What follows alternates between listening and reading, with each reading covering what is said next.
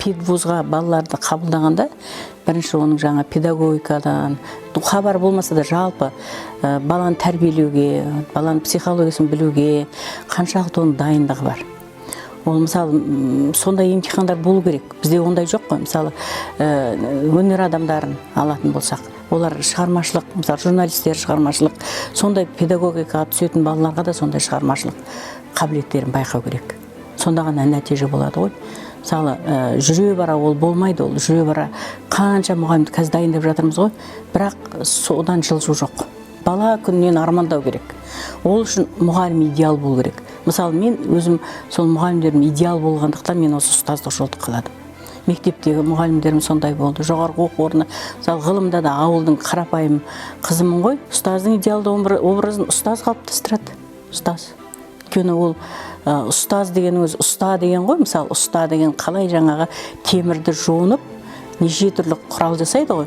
Сол сияқты ол да баланы жаңағы ұстаздық жолға баулу керек. Мұғалімдердің беделі неге түсіп кетті? Ол жалғыз мұғалім кінәлі емес. Қазір мұғалімдерді ата-ана билеп кетті ғой. Өйткені не болса да ата-ананың айтқаны заң сияқты болып тұрады. Ал ол ата-ана педагог емес қой. Ал педагогтың қыр-сырын ата-ана біле бермейді. Мысалы, неге әншілерде мысалы неше түрлі атақтар береді, а неге мұғалімдерге сондай атақ бермеске? Қанша мысалы бәленбай 40 жыл істеп, 45 жыл істеп, зейнетке шығады, бірде-бір атағы жоқ мұғалімдер. Сол насихат жұмысы жетпейді ғой. Насихат жұмысы жетпейтін болса, мысалы мұғалімге бір ауыз жылы сөздің өзі мұғалімнің мәртебесін өсіреді. Мұғалімнің жалпы интеллектісі жоғары болу керек. Баяғыда біздер мектепте оқып жүргенде, мысалы саяси сабақтар болатын. Күнделікті қоғамда болып жатқан әуелі сабақты содан бастайтын ғой. Сөйтіп қоғамменен, қоғамдағы болып жатқан жаңалықтармен мұғалім өзі сусындап отыру керек та, сонымен бірге шәкіртті де сусындату керек.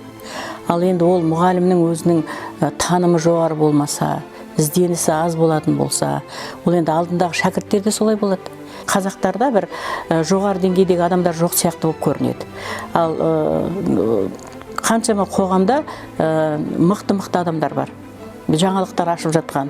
Мысалы бір кездерде осы қазір аты жөнін ұмытып отырмын. Семей жақтан бір мұғалім болды, химияны өлеңмен жазған.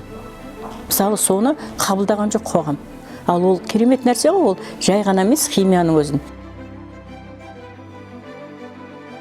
Алаш идеяларын жаңғыртпасқа, Алаштың білім саласындағы дүниелерін қайтадан алып келмеске, өйткені ол біздің интеллектіміз. Әсіресе мен осы оқыту әдістемесі жағына келгенде, солардың дүниесін біз жаңғыртуымыз керек.